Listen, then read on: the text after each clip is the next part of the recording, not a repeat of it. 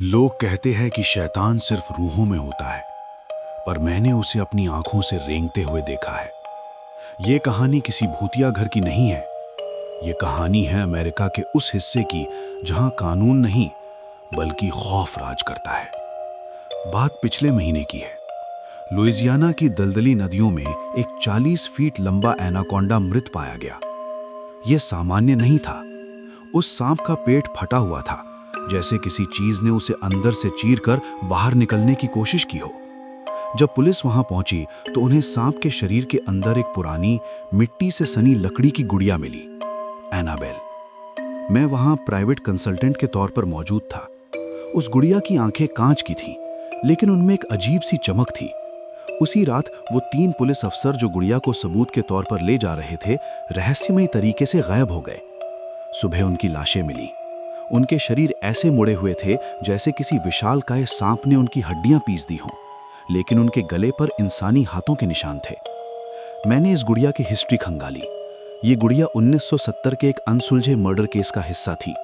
एक तांत्रिक ने अपनी मौत से पहले एक शैतानी आत्मा को इस गुड़िया में कैद किया था और इसे एक विशालकाय सांप को खिला दिया था ताकि ये कभी बाहर ना आ सके। पर अब वो वापस आ गई थी। मैं अपने केबिन में अकेला था। बाहर बारिश हो रही थी। वो गुड़िया मेरे मेज पर रखी थी। अचानक मुझे घिसटने की आवाज सुनाई दी, शूश शूश, जैसे कोई भारी चीज जमीन पर रेंग रही हो। मैंने मुड़कर देखा, गुड़िया वहां नहीं थी। अंधेरे कोने से एक ठन्नी फुसफुसाहट आई, Alice, are you playing with me? मैंने टॉर्च चलाई। दीवार पर साए नाच रहे थे। गुड़िया जमीन पर बैठी थी। उसके पैर अब लकड़ी के नहीं थे। वो धीरे धीरे एक सांप की पूंछ में बदल रहे थे। उसकी गर्दन 360 डिग्री घूम गई और उसने अपनी काली आंखों से मुझे देखा। कमरे का तापमान एकदम गिर गया। हवा में सड़ी हुई मछली और खून की महक भर गई। वो गुड़िया नहीं थी, वो एक परजीवी था। वो इंसानों की हड्डियों को तोड़कर उनका मांस खाती थी। जैसे ही वो मेरी तरफ झपटी, मैंने पास रखी गैसोलीन की कैन उस पर उंडेल दी और लाइटर जला दिया। पूरा कमरा आग की लपटों में घिर गया। मैंने उसकी चीखें सुनी। वो चीख किसी बच्ची की नहीं, बल्कि हजारों सांपों के फुफकारने जैसी थी। मैं केबिन से बाहर भागने में कामयाब रहा। अगले दिन जब फायर ब्रिगेड वहां पहुंची तो राख के ढेर में उन्हें कुछ भी नहीं मिला, न गुड़िया न सांप की अवशेष। मैं अभी एक टैक्सी में बैठकर शहर जा रहा हूं। मैंने ड्राइवर के पीछे वाली सीट पर अपना बैग रखा है। अचानक मुझे अपने बैग के अंदर से एक हल्की सी हलचल महसूस हुई। मैंने बैग खोला। अंदर कुछ नहीं था सिवाय एक छोटी सी लकड़ी की हाथ की उंगली के। तभी ड्राइवर ने शीशे में मुझे देखा और मुस्कुराते हुए कहा, वो आग बहुत ठंडी थी, है ना इलायस? उस ड्राइवर की आंखें बिल्कुल उस गुड़िया की तरह कांच की और बेजान थीं। जब उस ड्राइवर ने शीशे में मुझे देखा, उसकी आंखें किसी मरे हुए इंसान की तरह सफेद और बेजान थीं। उसने अपनी गर्दन को एक झटके में मोड़ दिया। हड्डियों के टूटने की आवाज, क्रैक, पूरे कैब में गूंज गई। वो आग बहुत ठंडी थी इलायस, उसने फिर दोहराया और उसके मुंह से एक लंबी 2 मुही जीभ बाहर निकली। इससे पहले कि वो मुझ पर झपटता, मैंने अपनी पूरी ताकत से गाड़ी का स्टीयरिंग व्हील घुमा दिया। टैक्सी अनियंत्रित होकर सड़क किनारे एक गहरे दलदल में जा गिरी। पानी का ठंडा एहसास और अंधेरा, बस यही याद है। जब मुझे होश आया, मैं पानी के किनारे था। टैक्सी आधी डूब चुकी थी, पर ड्राइवर गायब था।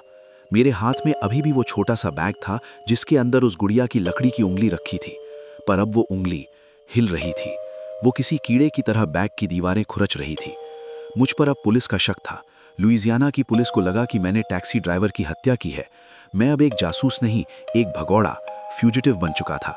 पर मेरा असली दुश्मन कानून नहीं, वो चीज थी जो रेंग रही थी। मैं भागते हुए एक पुराने जर्जर ब्लैकवुड मैंशन में पहुंचा।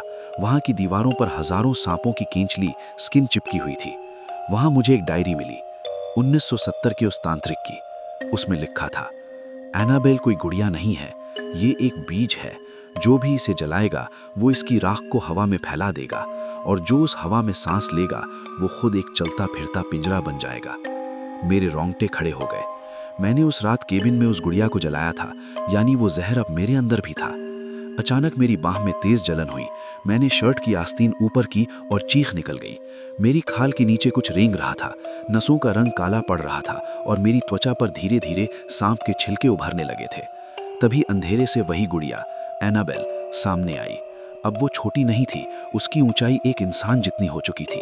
उसका शरीर लकड़ी का था, पर उसके हाथ पैर किसी एनाकोंडा की तरह लचीले और ताकतवर थे। वो रेंगते हुए मेरी तरफ बढ़ी। उसने अपना लकड़ी का जबड़ा खोला, जिसके अंदर हजारों नुकीले दांत थे।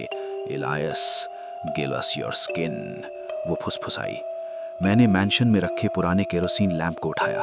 मैं खुद को खत्म करने के लिए तैयार था, ताकि ये बीमारी दुनिया में ना फैले।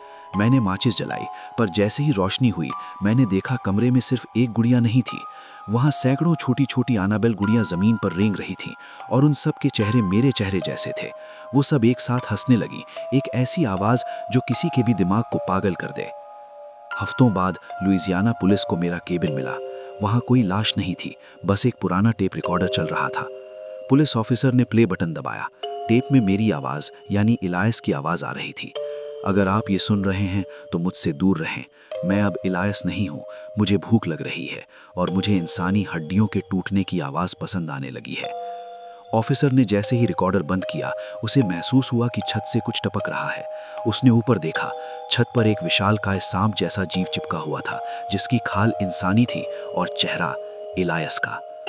उस जीव की बगल में वही लकड़ी की गुड़िया बैठी थी, जिसके हाथ में पुलिस ऑफिसर के नाम की एक चिट्ठी थी। मम्मी के हाथ मेरी सीट के पीछे से निकले और मेरा गला घोंटने लगे। तभी अचानक कार का रेडियो अपने आप बजने लगा। उस पर एक पुराना इजिप्शियन संगीत चल रहा था। मैंने खिड़की से बाहर देखा।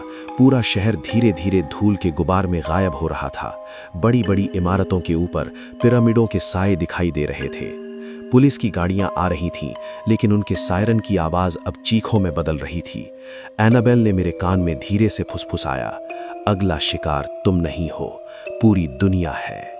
जैसे ही मैंने अपनी आंखें बंद की, मुझे महसूस हुआ कि मेरी त्वचा सख्त हो रही है और मेरे मुंह से आवाज़ निकलना बंद हो गई है। क्या मैं मर रहा था या मैं कुछ और बन रहा था? शहर के घंटा घर पर अब एक मम्मी खड़ी थी, जिसके हाथ में एनाबेल गुड़िया थी। वे नीचे भागते हुए इंसानों को ऐसे देख रहे थे जैसे कोई बच्चा अपनी टूटी हुई खिलौना सेना को देखता है। खेल तो अभी शुरू हुआ है।